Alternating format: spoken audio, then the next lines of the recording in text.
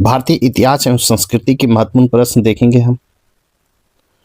First प्रश्न है, कवि राजमार्ग काव्य शास्त्र पर सबसे प्राचीन कन्नड़ ग्रंथ कृष्ण प्रथम द्वारा रचित था, जिसके शासनकाल में कैलाशनाथ मंदिर का निर्माण हुआ था। यह किस राजवंश से संबंधित था? प्रश्न है कि कवि राजमार्ग काव्य शास्त्र पर सबसे प्राचीन कन्नड़ ग्रंथ कृष्ण प्रथम द्वारा रचित था, जिसके शासनकाल में कैलाशनाथ मंदिर का निर्माण हुआ था।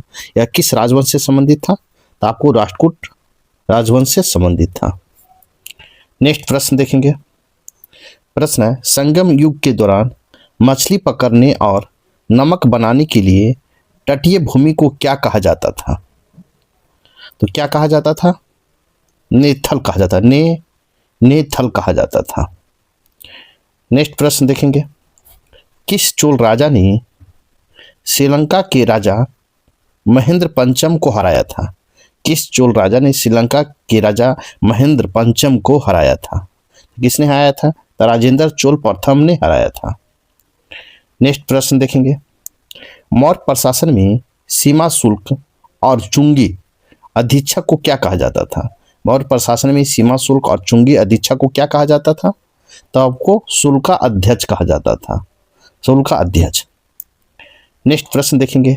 हर्ष के शासनकाल में भूराजस्व के रूप में एकत्रित कृषि उपज का छठा भाग क्या कहलाता था? तो आपको छठा भाग हर्ष के शासन क्या कहलाता था? क्या छठा भाग क्या कहलाता था? भाग कहलाता था। क्या? भाग। नेक्स्ट प्रश्न देखेंगे। कौन सा पांड्य बंदरगाह मोतियों के लिए प्रसिद्ध था? कौन सा पांड्य बंदरगाह मोतियों के लिए प्रसिद्ध था? तो आपको कोरोकाइल था, कोरोकाइल था। नेक्स्ट प्रश्न देखेंगे। राजस्थान में ओसियों में हिंदू और जैन मंदिर किस राजवंश के शासनकाल में बनाए गए थे? राजस्थान में ओसिया में हिंदू और जैन मंदिर किस राजवंश के शासनकाल में बनाए गए थे? तो आपको गुर्जर प्रतिहार वंश के शासनकाल में बनाया गया था। नेक्स्ट प्रश्न देखेंगे। किस शासक ने आदिवरा की उपाधि धारण की थी? तो आदिवरा की धारण किस शासक ने किया था? तो आपको मिहिर भोज ने किया था। नेक्स्ट प्रश्न देखेंगे। मराठा साम्राज्य में ग्राम स्तर पर भू राजस्व वसूली से जुड़े अधिकारी को क्या कहा जाता था? मराठा साम्राज्य में ग्राम स्तर पर भू राजस्व वसूली से जुड़े अधिकारी को क्या कहा जाता था? तो पाटिल कहा जाता था। क्या? पाटिल। नेक्स्ट प्रश्न देखेंगे। किस राष्ट्रकूट शासक को नृपतुंग के नाम से भी जाना जाता है? किस राष्ट्रकूट शासक को नृपतुंग के नाम से भी जाना जाता था? तो आपको अमोद वर्ष प्रथम को जाना जाता था। अब देखेंगे हम राष्ट्रीय स्वतंत्रता आंदोलन से महत्वपूर्ण प्रश्न। अब देखेंगे राष्ट्रीय स्वतंत्रता आंदोलन से संबंधित महत्वपूर्ण प्रश्न, जिसका प्रश्न है, चाय के व्यापार और चीन के साथ व्यापार पर ईस्ट इंडिया कंपनी के एकाधिकार को समाप्त कर दिया गया था। तो कब समाप्त? 1833 के चार्टर अधिनियम के तहत समाप्त कर दिया गया था। नेक्स्ट प्रश्न देखेंगे। प्रथम आंग्ल मैसूर युद्ध किस संधि द्वारा समाप्त हुआ था? प्रथम आंग्ल मैसूर युद्ध किस संधि के तहत समाप्त हुआ था? आपको मद्रास की संधि 1769 के तहत समाप्त हुआ था। नेक्स्ट प्रश्न देखेंगे। नेक्स्ट प्रश्न देखेंगे। 1887 में लाहौर में देव समाज की स्थापना किसने की थी? 1887 ईस्वी में लाहौर में देव समाज की स्थापना किसने की थी? इसका होगा शिव नारायण अग्निहोत्री ने किए थे। किसने? शिव नारायण अग्निहोत्री ने। नेक्स्ट प्रश्न देखेंगे। प्रश्न संख्या 14 है, काव्य फूले और बवन काशी सुबोध रत्नाकर किसके द्वारा रचित काव्य संग्रह है? काव्य फूले और बवन काशी सुबोध रत्नाकर किसके द्वारा रचित काव्य संग्रह है? तो इसका राइट आंसर होगा सावित्रीबाई फुले की काव्य संग्रह है। नेक्स्ट प्रश्न देखेंगे। मराठा साम्राज्य के भूराजस्व पर 10% का अतिरिक्त कर किस नाम से जाना जाता था? तो किस नाम से? तो सर देशमुखी के नाम से जाना जाता था। नेक्स्ट प्रश्न देखेंगे। प्लासी के युद्ध में सिराजुद्दौला का हार के बाद बंगाल का नवाब किसे बनाया गया था? प्लासी के युद्ध में सिराजुद्दौला की हार के बाद बंगाल का नवाब किसे बनाया गया था? आपको मीर जाफर को बनाया गया था। नेक्स्ट प्रश्न देखेंगे। नेक्स्ट प्रश्न है, राजा राम मोहन राय को आधुनिक भारत का जनक की उपाधि किसने दी थी? तो राजा राम मोहन राय को आधुनिक भारत की जनक की उपाधि किसने दिया था? तो गोपाल कृष्ण गोखले ने दिए थे। नेक्स्ट प्रश्न देखेंगे, यूरोपीय बागान मालिकों की ओर से किसानों से राजस्व वसूलने के लिए विशेष रूप से नियुक्त भारतीय एजेंटों को किस नाम से जाना जाता था? भारतीय एजेंटों को गोमस्था के नाम से जाना जाता था। नेक्स्ट प्रश्न देखेंगे, प्रश्न है, किस ब्रिटिश अधिनियम ने ईसाई धर्म अपनाने वाले हिंदुओं को पैतृक संपत्ति का उत्तराधिकारी बनने की अनुमति दी? तो उत्तराधिकारी लेक्सी लोक अधिनियम 1850 ने आपको उत्तराधिकारी बनने की अनुमति दिया। नेक्स्ट प्रश्न देखेंगे, प्रश्न संख्या 20 है, 1866 ईस्वी में लंदन में ईस्ट इंडिया एसोसिएशन का गठन किसने किया था? 1866 में लंदन में ईस्ट इंडिया एसोसिएशन का गठन किसने किया था? इसका राइट होगा दादा भाई नौरोजी ने किए थे। नेक्स्ट प्रश्न देखेंगे, अब हम प्रश्न देखेंगे भारतीय राज्य व्यवस्था एवं संविधान से, जिसका प्रश्न संख्या 21 देखेंगे, भारतीय संघ की कौन सी निधि राष्ट्रपति की ओर से वित्त सचिव द्वारा रखी जाती है? भारतीय संघ की कौन सी निधि राष्ट्रपति की ओर से वित्त सचिव द्वारा रखी जाती है? इसका होगा आकस्मिकता निधि रखी जाती है। नेक्स्ट प्रश्न देखेंगे, संविधान के एक भाग के रूप में प्रस्तावना का सर्वोच्च न्यायालय ने किस मामले में माना था? संविधान के एक भाग के रूप में प्रस्तावना का सर्वोच्च न्यायालय ने किस मामले में माना था? तो केशवानंद भारती 1973 के मामले में माना था। नेक्स्ट प्रश्न देखेंगे, प्रश्न है, संविधान के प्रारंभ में अंडमान और निकोबार को किस प्रकार के राज्यों को वर्गीकृत किया गया था? संविधान के प्रारंभ में अंडमान और निकोबार को किस प्रकार के राज्यों में वर्गीकृत किया गया था? तो आपको भाग डी के राज्यों में वर्गीकृत किया गया था। नेक्स्ट प्रश्न संख्या 24 है, गोवा, मिजोरम और अरुणाचल प्रदेश को किस वर्ष राज्य का दर्जा प्राप्त हुआ है? गोवा, मिजोरम, अरुणाचल प्रदेश को किस वर्ष राज्य का दर्जा प्राप्त हुआ है? तो आपको 1987 में राज्य का दर्जा प्राप्त हुआ है। नेक्स्ट प्रश्न देखेंगे, प्रश्न देखेंगे 25 देखेंगे, संविधान के किस संशोधन ने संसद को केंद्र शासित प्रदेशों के लिए विधानमंडल बनाने का अधिकार दिया है? तो विधानमंडल बनाने का अधिकार आपको 37वां संविधान संशोधन अधिनियम 1974 ने दिया है। नेक्स्ट प्रश्न देखेंगे, प्रश्न संख्या 26 है, भाग 2 अनुच्छेद 511 किस तिथि को लागू हुआ है? भाग 2 अनुच्छेद 511 किस तिथि को लागू हुआ है? तो 26 नवंबर 1949 को लागू हुआ है। प्रश्न संख्या 27 देखेंगे, न्यायिक समीक्षा जो संविधान की मूल संरचना है किससे प्रेरित है? न्यायिक समीक्षा जो संविधान की मूल संरचना है किससे प्रेरित है? तो आपको संयुक्त राज्य अमेरिका के संविधान से प्रेरित है। नेक्स्ट प्रश्न देखेंगे, प्रश्न संख्या 28 है, किसी पद पर आसीन व्यक्ति की योग्यता की वैधता सुनिश्चित करने के लिए जारी किया गया रिट क्या कहलाता है? किसी पद पर आसीन व्यक्ति की योग्यता की वैधता सुनिश्चित करने के लिए जारी किया गया रिट क्या कहलाता है? तो आपको अधिकार परीक्षा कहलाता है। क्या? अधिकार परीक्षा। नेक्स्ट प्रश्न देखेंगे, प्रश्न संख्या 29 है, किस प्रकार की विधेयकों के लिए संयुक्त बैठक आहूत नहीं की जाती है? तो संयुक्त बैठक आहूत नहीं की जाती है तो संविधान संशोधन विधेयक और धन विधेयक में आहूत नहीं की जाती है। नेक्स्ट प्रश्न देखेंगे, भारतीय संविधान की प्रस्तावना की भाषा किस देश के संविधान से प्रेरित है? भारतीय संविधान की प्रस्तावना की भाषा किस देश के संविधान से प्रेरित है? तो आपको ऑस्ट्रेलिया के संविधान से प्रेरित है। नेक्स्ट प्रश्न देखेंगे, अब हम टॉपिक देखेंगे पर्यावरण और जैव विविधता। तो देखते हैं प्रश्न संख्या 31 देखेंगे, अमोनिया को नाइट्रेट और नाइट्राइट में परिवर्तित करने की प्रक्रिया को क्या कहते हैं? अमोनिया को नाइट्रेट और नाइट्राइट में परिवर्तित करने की प्रक्रिया क्या कहलाते हैं?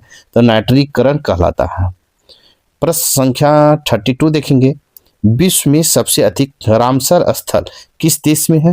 तो विश्व में सबसे अधिक रामसर स्थल किस देश में है? तो आपको यूनाइटेड किंगडम में है।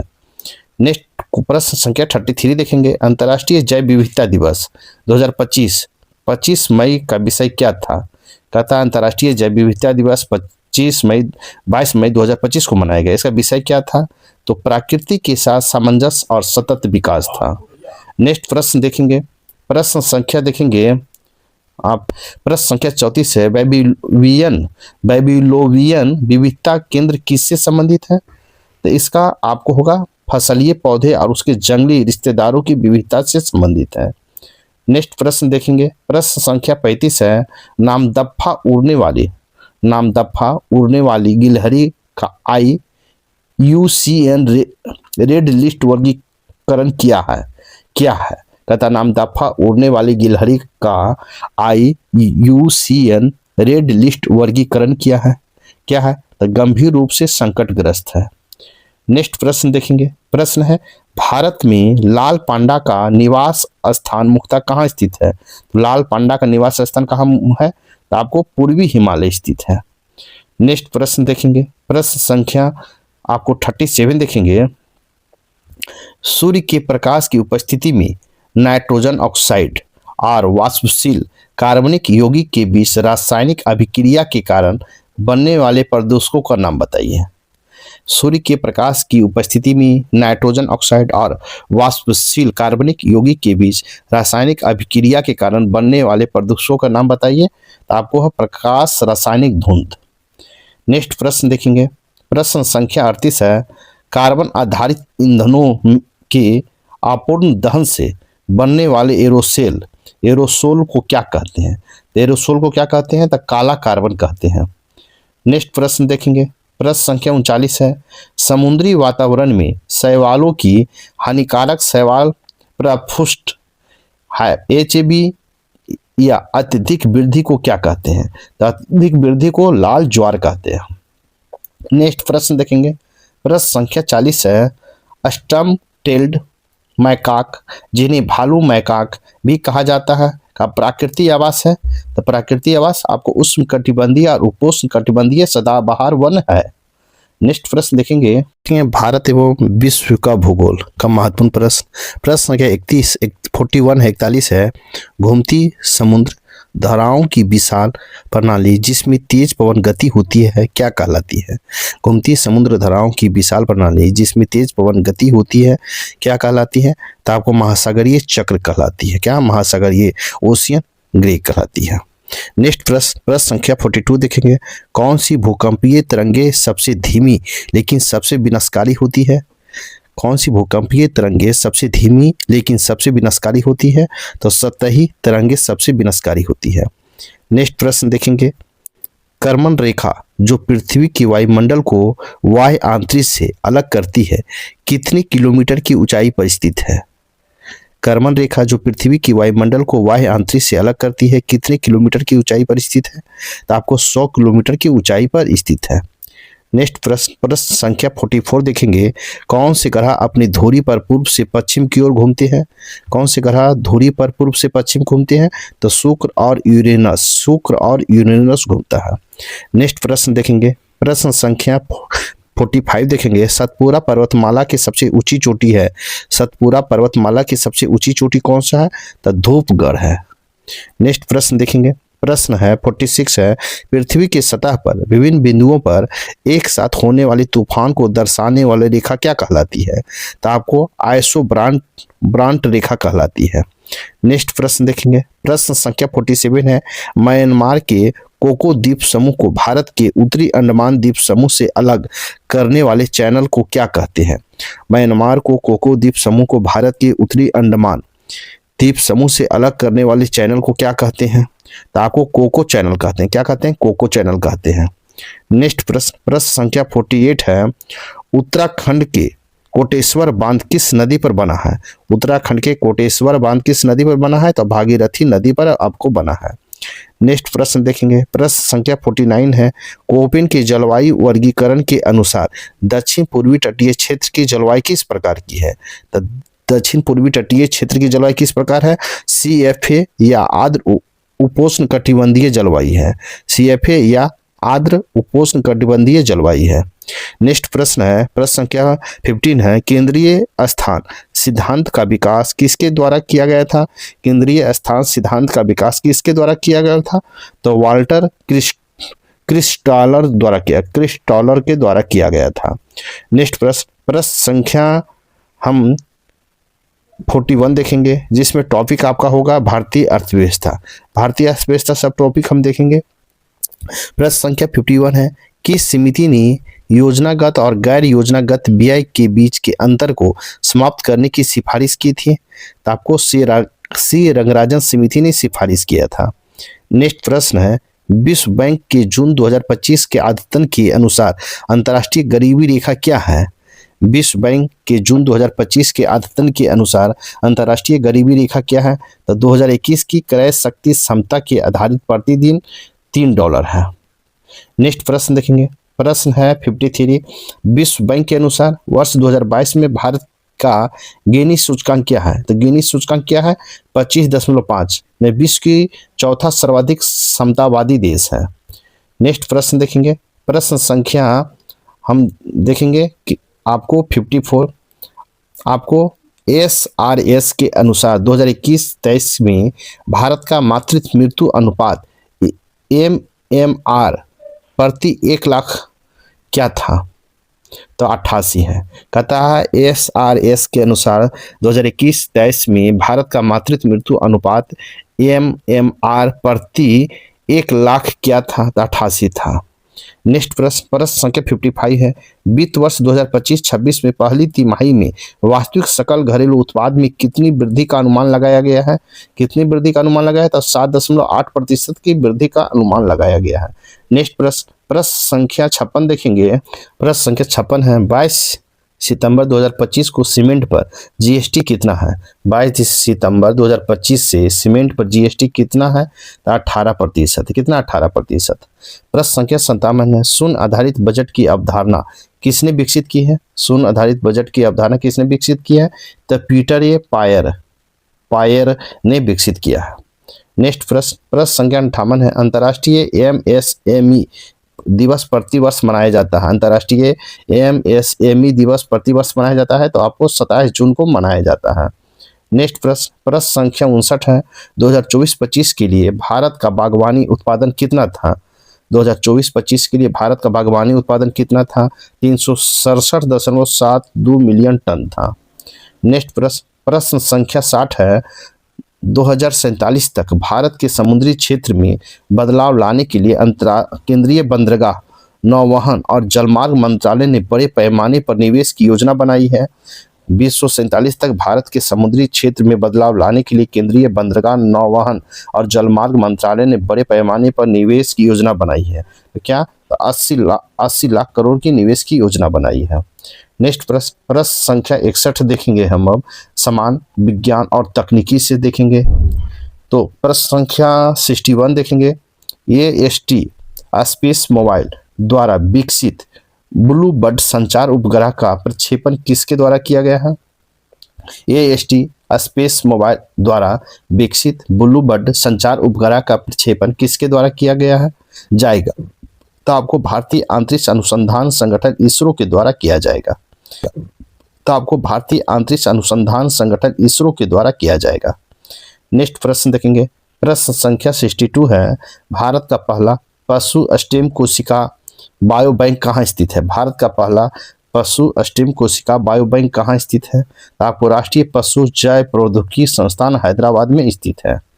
नेक्स्ट प्रश्न देखेंगे, प्रश्न संख्या आपको 63 है, ताप विद्युत संयंत्रों से निकलने वाले फ्लू गैस से सल्फर डाइऑक्साइड को हटाने के लिए प्रयुक्त रोबो तकनीक को किस नाम से जाना जाता है? तो रोबो तकनीक को किस नाम से? BPS फ्लू गैस डिसफ्लाइजेशन के नाम से जाना जाता है। नेक्स्ट प्रश्न संख्या 64 है, चुंबकीय पदार्थ जो लौह चुंबक और प्रति लौह चुंबक दोनों के गुण प्रदर्शित करते हैं, उन्हें क्या कहा जाता है? तो उन्हें अल्टर मैग्नेट कहा जाता है। अल्टर मैग्नेट कहा जाता है। नेक्स्ट प्रश्न संख्या 65 है, टर्बियम जो हाल ही में चर्चा में था किस प्रकार के कैंसर का संभावित रूप से पता लगा सकता है? टर्बियम जो हाल ही में चर्चा में था किस प्रकार के कैंसर का संभावित रूप से पता लगा सकता है? तो आपको यकृत कैंसर के रूप में पता लगा सकता है। नेक्स्ट प्रश्न संख्या 66 है, वेनेडियम पेंटॉक्साइड जो हाल ही में चर्चा में था एक नैनो एंजाइम है जो रोकता है, एक नैनो एंजाइम है जो रोकता है रक्त का थक्का जमना रोकता है। नेक्स्ट प्रश्न संख्या 67 है, अस्टेटाइन का कौन सा समस्थानिक सबसे भारी प्रोटॉन उत्सर्जक है? अस्टेटाइन का कौन सा समस्थानिक सबसे भारी प्रोटॉन उत्सर्जक है? तो 188 है। नेक्स्ट प्रश्न संख्या 68 है, किस अक्रिय गैस को अजनबी गैस भी कहा जाता है? किस अक्रिय गैस को अजनबी गैस भी कहा जाता है? तो आपको जेनॉन को कहा जाता है। नेक्स्ट प्रश्न देखेंगे, प्रश्न संख्या 69 है, किस सिद्धांत ने कहता है किस सिद्धांत ने यह प्रतिपादित किया कि किसी जीव के जीवन काल में उपयोग, अनुपयोग या परिवर्तनीय प्रभावों के माध्यम से अर्जित गुण अगली पीढ़ी में हस्तांतरित हो सकते हैं? तो आपको लैमार्क का सिद्धांत के ने प्रतिपादित किया है। नेक्स्ट प्रश्न देखेंगे, प्रश्न संख्या 70 है, जीवाणुओं की प्रजातियों को उनकी कोशिका भित्ति की विशेषता के आधार पर विभेदित करने के लिए डिजाइन की गई प्रक्रिया को क्या कहते हैं? तो ग्राम अभिरंजन कहते हैं। क्या कहते हैं? ग्राम अभिरंजन। नेक्स्ट प्रश्न, अब टॉपिक हम देखेंगे जलवायु परिवर्तन एवं आपदा से। जलवायु परिवर्तन एवं आपदा से टॉपिक हम देखेंगे। प्रश्न संख्या 71 देखेंगे, मुख्य रूप से ओजोन मंडल का क्षय किसके द्वारा होता है? मुख्य रूप से ओजोन मंडल का क्षय किसके द्वारा होता है? तो CFC के द्वारा होता है। नेक्स्ट प्रश्न संख्या 72 है, वह प्रक्रिया जिसके द्वारा गर्म पानी अधिक स्थान घेरता है क्या कहलाती है? वह प्रक्रिया जिसके द्वारा गर्म पानी अधिक स्थान घेरता है क्या कहलाता है? तो आपको तापीय विस्तार कहलाता है। क्या कहलाता है? तापीय विस्तार कहलाता है। नेक्स्ट प्रश्न देखेंगे, प्रश्न संख्या 73 है, वातावरण में ग्रीन हाउस गैस के स्तर को कम करना या स्थिर करना क्या कहलाता है? तो आपको जलवायु शमन कहलाता है। क्या कहलाता है? जलवायु शमन कहलाता है। नेक्स्ट प्रश्न संख्या 74 है, UNFCCC का तात्पर्य क्या है? UNFCCC का तात्पर्य क्या है? तो आपको United nation framework convention on climate change कहलाता है। नेक्स्ट प्रश्न देखेंगे, प्रश्न संख्या 75 है, पादप संरक्षण के लिए प्रसिद्ध चिपको आंदोलन किस वर्ष किया गया था? पादप संरक्षण के लिए प्रसिद्ध चिपको आंदोलन किस वर्ष किया गया था? तो आपको 1973 में किया गया था। नेक्स्ट प्रश्न संख्या 76 देखेंगे, किसी व्यक्ति, समूह, घर, संगठन या गतिविधि द्वारा किसी निश्चित समय अवधि में उत्सर्जित कार्बन की मात्रा को क्या कहा जाता है? तो कार्बन की मात्रा को कहा जाता है कार्बन फुटप्रिंट कहा जाता है। नेक्स्ट प्रश्न देखेंगे 77 हम, औसत मौसम जैसे तापमान, वर्षा, आर्द्रता, वायुमंडलीय दबाव, महासागर का तापमान आदि में लगातार होने वाली परिवर्तन को कहा जाता है। तो परिवर्तन को होने वाला क्या कहा जाता है? तो जलवायु परिवर्तन कहा जाता है। प्रश्न संख्या 78 है, संकीर्ण अर्थ में पृथ्वी की औसत वैश्विक तापमान में वृद्धि को कहा जाता है। संकीर्ण अर्थ में पृथ्वी की औसत वैश्विक तापमान में वृद्धि को क्या कहा जाता है? तो ग्लोबल वार्मिंग कहा जाता है। नेक्स्ट प्रश्न देखेंगे, प्रश्न संख्या 79 है, यह ग्लोबल वार्मिंग की घटना से संभावित प्रतिकूल प्रभाव से नहीं है तो यूवी विकिरणों की वृद्धि से नहीं है। नेक्स्ट प्रश्न देखेंगे, प्रश्न संख्या 80 है, जलवायु परिवर्तन के वर्तमान और अपेक्षित प्रभावों के साथ समायोजन करना क्या कहलाता है? जलवायु परिवर्तन के वर्तमान और अपेक्षित प्रभावों के साथ समायोजन क्या कहलाता है? तो जलवायु अनुकूलन कहलाता है। अब देखेंगे संचार टॉपिक से महत्वपूर्ण प्रश्न, जिसका प्रश्न संख्या 81 है। प्रश्न संख्या संचार से हम देखेंगे महत्वपूर्ण प्रश्न देखेंगे। प्रश्न संख्या 81 है, संदेशों की व्याख्या और समझने की प्रक्रिया को कहा जाता है। संदेशों की व्याख्या और समझने की प्रक्रिया क्या कहा जाता है? डिकोडिंग कहा जाता है। नेक्स्ट प्रश्न देखेंगे, प्रश्न संख्या 82 देखेंगे, संचार चक्र की प्रक्रिया में होता है। संचार चक्र की प्रक्रिया में होता है तो संदेश भेजना और प्राप्त करना होता है। प्रश्न संख्या 83 है, कौन सा संचार सिद्धांत यह बताता है कि संचार अर्थ निर्माण और बातचीत की एक प्रक्रिया है? एक प्रक्रिया है तो आपको सामाजिक रचनावाद एक प्रक्रिया है। नेक्स्ट प्रश्न संख्या 84 देखेंगे, संचार में संकेतों और प्रतीकों के अध्ययन को कहते हैं। संचार में संकेतों और प्रतीकों के अध्ययन को क्या कहते हैं? तो आपको लक्षणिकता कहते हैं, लक्षणिकता कहा जाता है। प्रश्न संख्या 85 देखेंगे, प्रश्न संख्या 85 है, एजेंडा सेटिंग की अवधारणा किसने प्रस्तुत की, जो इस बात पर प्रकाश डालती है कि मीडिया जनता की राय को कैसे प्रभावित करता है? तो आप तो मैक्सवेल, मैककॉम्बस और डोनाल्ड शो ने आपको प्रभावित करता है अवधारणा से।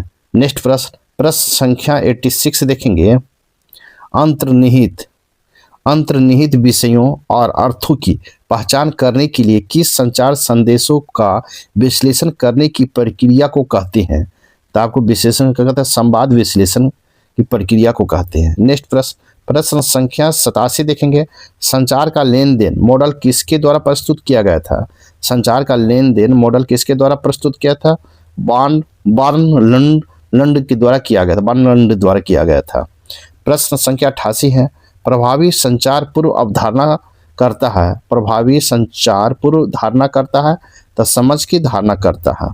नेक्स्ट प्रश्न देखेंगे। प्रश्न संख्या 89 है। पढ़ने की SQ3R तकनीक का अर्थ क्या है?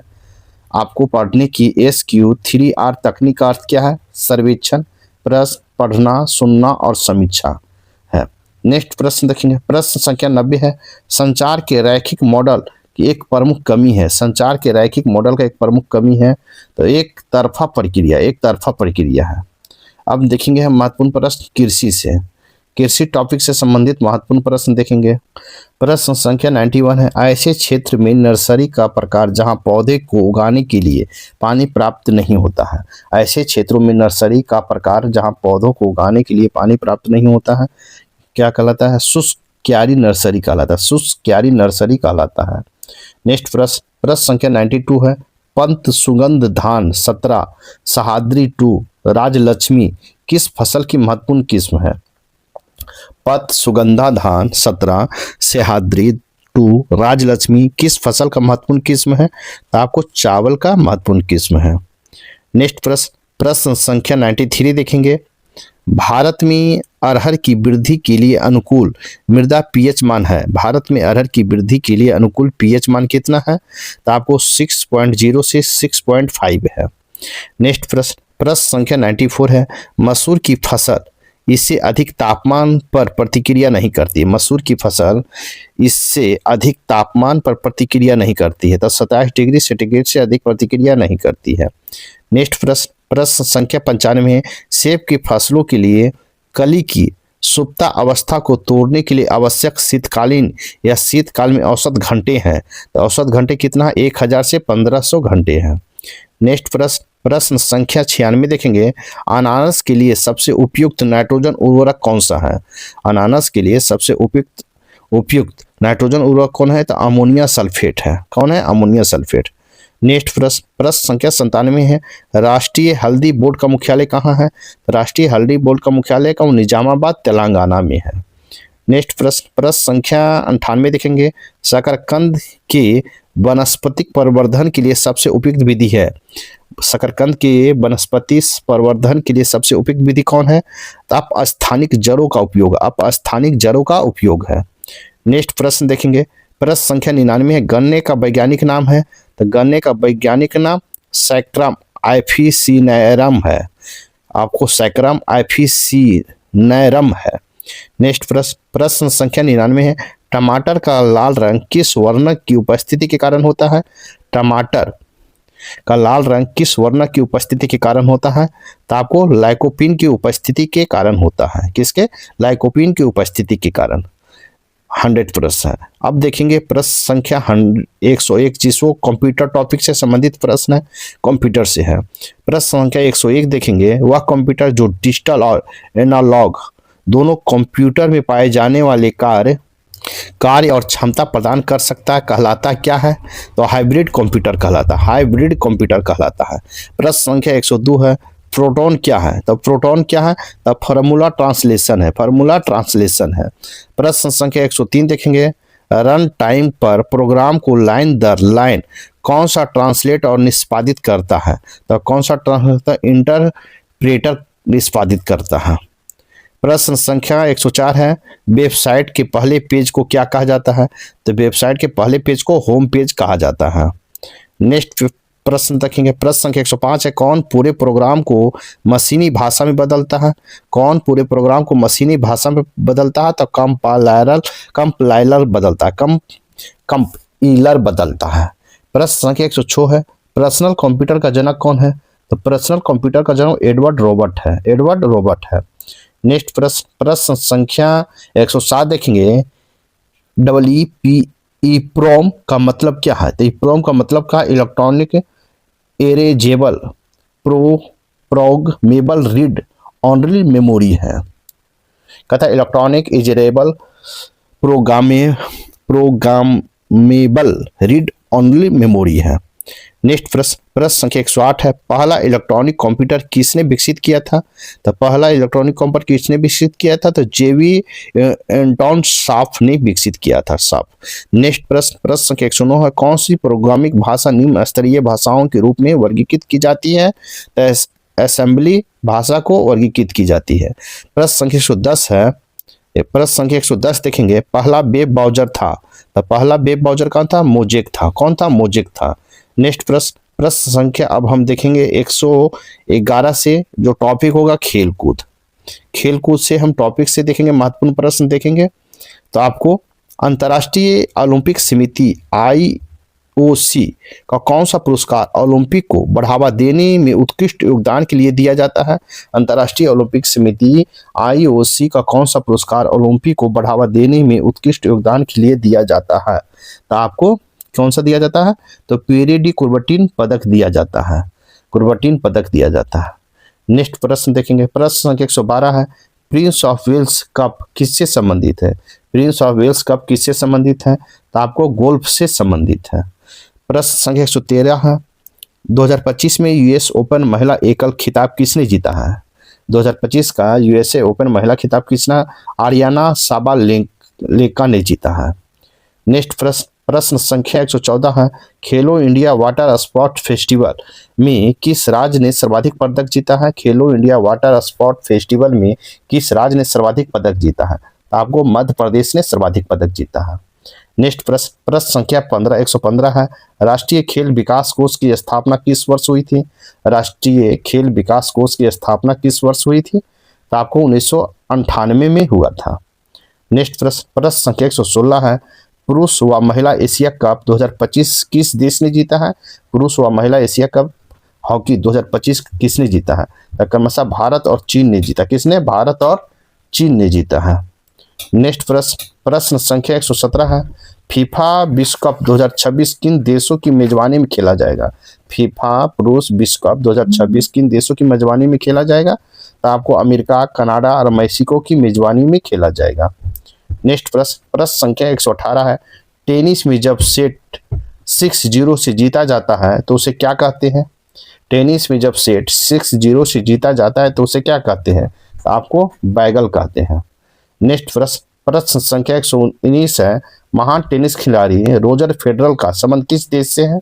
महान टेनिस खिलाड़ी रोजर फेडरल का संबंध किस देश से है? तो आपको स्विट्जरलैंड से। किससे है? स्विट्जरलैंड से है। नेक्स्ट प्रश्न संख्या 120 है, लड़कियों के लिए भारत की पहली फीफा प्रतिभा अकादमी कहाँ शुरू की गई? लड़कियों के लिए भारत की पहली फीफा प्रतिभा अकादमी कहाँ शुरू किया गया है? तो आपको हैदराबाद में शुरू किया गया। कहाँ? हैदराबाद में शुरू किया गया है। नेक्स्ट प्रश्न देखेंगे, अब हम टॉपिक देखेंगे विविध से संबंधित महत्वपूर्ण प्रश्न देखेंगे। विविध से देखेंगे तो विविध का प्रश्न संख्या 121 देखेंगे, हाल ही में क्षमता निर्माण आयोग के अध्यक्ष के रूप में किसे नियुक्त किया गया है? क्षमता निर्माण आयोग के अध्यक्ष के रूप में किसे नियुक्त किया गया है? तो आपको S राधा चौहान को नियुक्त किया गया है। नेक्स्ट प्रश्न संख्या 122 है, भारत के 29वें लेखा महानियंत्रक CGA कौन है? तो CGA कौन है? तो सुश्री TCA कल्याणी है। सुश्री TCA कल्याणी है। नेक्स्ट प्रश्न संख्या 123 है, भारत का पहला त्रिसेवा थिएटर कमांडर कौन सा है? त्रिसेवा थिएटर कमांडर कौन सा है? तो अंडमान और निकोबार कमान है। नेक्स्ट प्रश्न संख्या 124 है, 2025 का GP बिरला स्मृति पुरस्कार किसे प्रदान किया गया है? 2025 का GP बिरला स्मृति पुरस्कार किसे प्रदान किया गया है? तो इसरो अध्यक्ष वी नारायण को प्रदान किया गया है। इसरो के अध्यक्ष वी नारायण को प्रदान किया गया है। प्रश्न संख्या 125 है, पहला बिम्स्टेक पारंपरिक संगीत समारोह कहाँ आयोजित किया गया था? तो आपको नई दिल्ली में आयोजित किया गया था। नेक्स्ट प्रश्न संख्या 126 है, विश्व खाद्य दिवस प्रतिवर्ष मनाया जाता है? तो विश्व खाद्य दिवस प्रतिवर्ष 16 अक्टूबर को मनाया जाता है। कब? 16 अक्टूबर को। नेक्स्ट प्रश्न संख्या 127 है, खगोल विज्ञान और खगोलीय भौतिक पर 18वां अंतर्राष्ट्रीय ओलंपियाड कहाँ आयोजित किया गया था? खगोल विज्ञान और खगोलीय भौतिक पर 18वां अंतर्राष्ट्रीय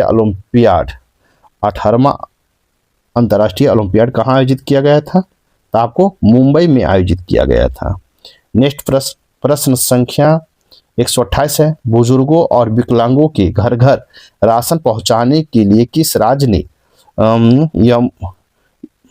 आपको थायु मानवर योजना शुरू की है?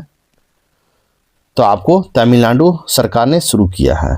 बुजुर्गों और विकलांगों को घर घर राशन पहुंचाने की किस राज्य ने थायु मानवर योजना शुरू किया है? तो आपको तमिलनाडु ने। नेक्स्ट प्रश्न संख्या 129 है। वैश्विक शांति सूचकांक 2025 में भारत का स्थान क्या है? वैश्विक शांति सूचकांक 2025 में भारत का स्थान क्या है? तो 115वां स्थान है। नेक्स्ट प्रश्न संख्या 130 है। हाल ही में किस राज्य सरकार ने शुभांशु शुक्ला को आंतरिक प्रौद्योगिकी छात्रवृत्ति शुरू की है? तथा हाल ही में किस राज्य सरकार ने शुभांशु शुक्ला आंतरिक प्रौद्योगिकी छात्रवृत्ति शुरू की है? तो आपको उत्तर प्रदेश सरकार ने शुरुआत किया। किसने? उत्तर प्रदेश सरकार ने। इस प्रकार आपका सक्सेस मिरर का विविध यहीं पर समाप्त होता है। साथ ही वीडियो को लाइक कीजिए, शेयर कीजिए, चैनल को सब्सक्राइब नहीं किए हैं तो सब्सक्राइब करें। थैंक यू, धन्यवाद, जय हिंद।